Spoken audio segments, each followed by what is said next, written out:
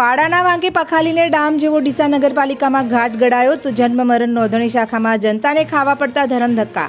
વહેલી સવારથી લોકોની ટોકન માટે કતારો લાગી। નગરપાલિકા દ્વારા ટોકન પ્રથા શરૂ કરવામાં આવતા અબાલ વૃદ્ધ સૌ કોઈને ભોગવવી પડતી હાલાકી। હાલમાં શાળાઓમાં નવા બાળકોને અભ્યાસ અર્થે પ્રવેશની કાર્યવાહી શરૂ કરી છે। તેવા સમયે જ નગરપાલિકાના સત્તાધીશની ઘોર બેદરકારી।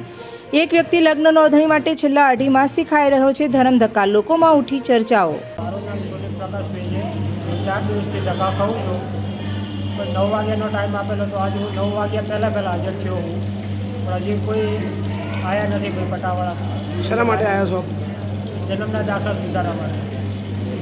શું નામ તમારું? મારું નામ સોની પ્રકાશભાઈ સુધારા।